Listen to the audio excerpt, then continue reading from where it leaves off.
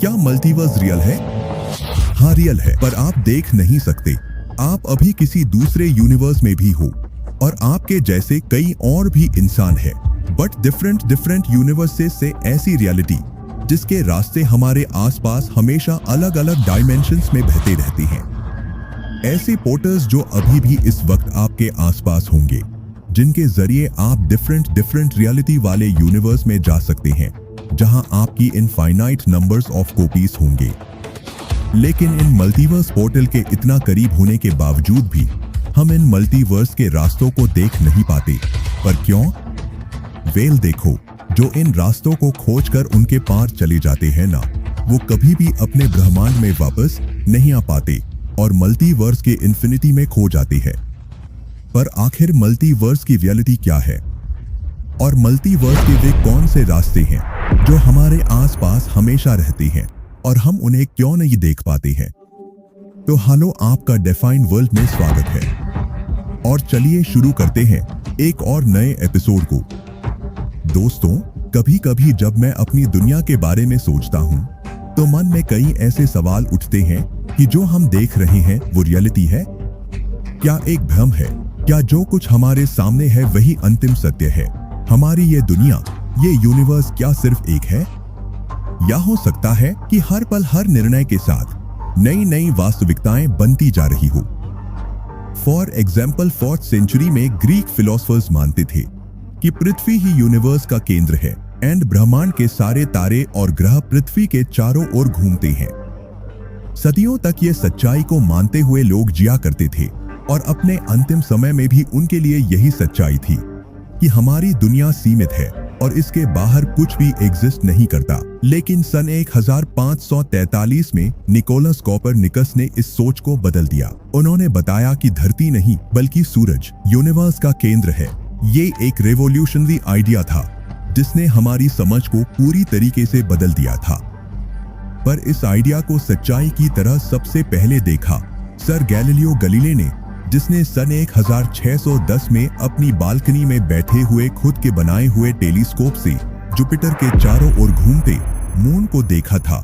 ये देखकर हैरान थे कि अभी तक जिस दुनिया को ब्रह्मांड की इकलौती दुनिया मानते थे, उसी से कुछ दूरी पर अनगिनत दुनियाएं मौजूद हैं और पृथ्वी इस विशालकाय यूनिवर्स का केंद्र नहीं है। अब समय के साथ साल 1920 तक Newton, Albert Einstein, Edwin herbal जैसे वैज्ञानिक की बदौलत हमारी समझ बढ़ती गई। हमने जाना कि हमारा सूरज, जिसे हम इतना खास मानते थे ना, अनगिनत तारों में से बस एक है। ऐसे तारे जो हमारी अपनी मिल्की वे गैलेक्सी में बिलियंस के नंबर्स में मौजूद है और ऐसी गैलेक्सी जिनका नंबर हमारे केवल ऑब्जर्वेबल यूनिवर्स में ही ट्रिलियंस में है। और सबसे इम्पोर्टेंट बात तो ये है कि ऑब्जर्वेबल यूनिवर्स ही केवल 19 बिलियन लाइट ईयर्स तक फैला है। मतलब हम इंसानों तक केवल यही तक की लाइट पहुंची है। ब्रह्मांड इसके बाद भी एग्जिस्ट करता है और अनंत दूरी तक है और वहां पर और भी गैलेक्सीज मौजूद हो सकती है और शायद उनके अलावा कुछ और भी मौजूद हो सकता है, जिन चीजों को हम अभी तक ढूंढ ही नहीं पाए हैं और शायद कभी ढूंढ नहीं पाएंगे। जिस यूनिवर्स की शुरुआत हुई थी एक सिंगल चमकदार पॉइंट, जिससे पहले ना कोई था और इसके बाद ना कोई होगा, जो ब्रह्मांड की एग्जिस्टेंस से पहले नथिंगनेस में मौजूद था और अगले ही पल में इसमें एक बड़ा सा एक्सप्लोजन होता है।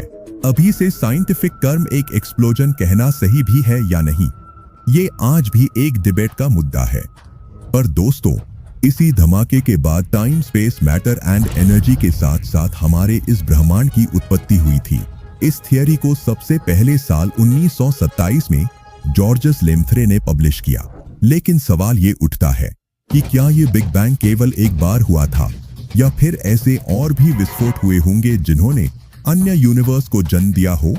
क्या बिग बैंग ने केवल हमारे इस इकलौते ब्रह्मांड की फॉर्मेशन की थी या फिर इसके साथ और भी कई ब्रह्मांड बने थे? शायद कोई ऐसा मिरर यूनिवर्स जो पूरा एंटी मैटर का बना हो, या बिग बैंग के तुरंत बाद शुरू हुआ इटर्नल इन्फ्लेशन प्रोसेस हो, जिसने इसी ब्रह्मांड के अंदर दूसरी रियलिटी वाले ब्रह्मांड को फॉर्म किया हो, जो हमारे चारों और डिफरेंट डायमेंशंस में मौजूद है।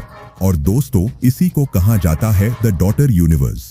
ऐसे यूनिवर्स पोर्टल जो हमारे चारों ओर हर वक्त मौजूद होते हैं ऐसे छोटे छोटे रास्ते जो हमारे रियलिटी में मिक्स है और ब्राह्मण की इनफाइनाइट रियलिटी में जाने का पोर्टल है, लेकिन अलग अलग डायमेंशन में, खास करके क्वांटम लेवल पर छोटे होने के कारण इन्हें हम कभी भी देख नहीं पाते और ना कभी यूज कर पाते हैं, जिनको देखने के लिए हमें क्वांटम वर्ल्ड को समझना होगा। एक ऐसी दुनिया जहां हमारी इस दुनिया का कोई भी नियम काम नहीं करता, पर अगर आप मल्टीवर्स की इस दुनिया में आए किसी ग्लिच के चलते इन सराउंडिंग मल्टीवर्स पोर्टल्स के जरिए किसी मल्टीवर्स में एंटर करते भी हैं, तो वहां पर से आपका वापस आना इम्पॉसिबल है, क्योंकि इनफाइनाइट नंबर्स ऑफ यूनिवर्स में से जिसमें भी आप जाएंगे उस रियलिटी में भी इनफाइनाइट यूनिवर्स के पोर्टल्स मौजूद होंगे, जिनमें से हमारा कौन सा पोर्टल है और कब कौन सा पोर्टल कहां पर मौजूद है, इसका पता लगाना मुश्किल है।